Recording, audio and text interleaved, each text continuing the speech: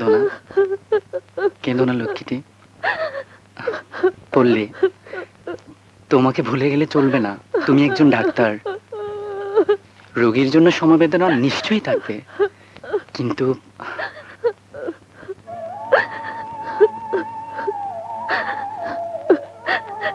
কিন্তু ওই রোগী যে আমার জন্মদাতা পিতা।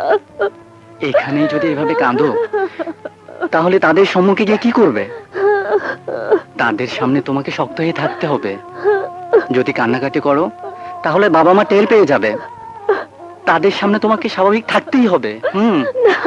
আমি পারবো না, আমি পারবো না, পারবো না, আমি পারবো না, কিছুতেই পারবো না। তোমাকে পারতেই হবে।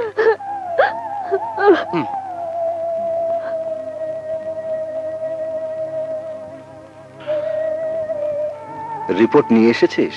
হ্যাঁ বাবা। রিপোর্টে কিছু পাওয়া গেল? না বাবা, সিরিয়াস কিছু না, সামান্য ইনফেকশন হয়েছে। সত্যি বলছিস তো? হ্যাঁ মা। সুমন, বলো আমি সত্যি বলছি না? হ্যাঁ মা, স্যারের কিছু হয়নি। যাক বাবা, নিশ্চিন্ত হওয়া গেল। তবে বাবা, এখন থেকে তোমাকে অনেক নিয়ম কানুন মেনে চলতে হবে। রাত জাগা চলবে না, বেশি পরিশ্রম করা চলবে না। আমার রুটিন করে দেওয়ার সময়ের মধ্যে তোমাকে ঠিক মতো খাওয়া দাওয়া করতে হবে।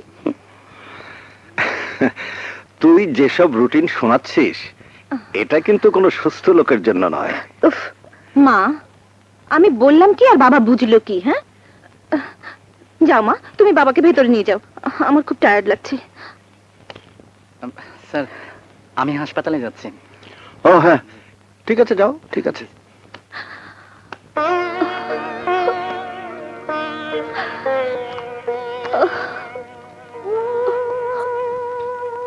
বাবার মতো ভালো মানুষের এরকম অবস্থা কেন হলো?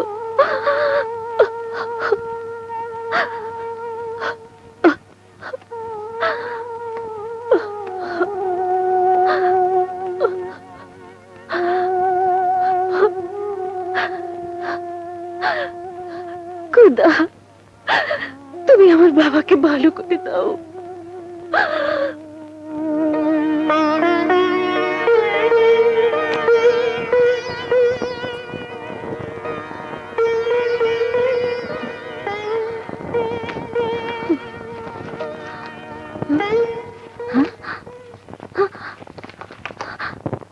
কোথায় গেল?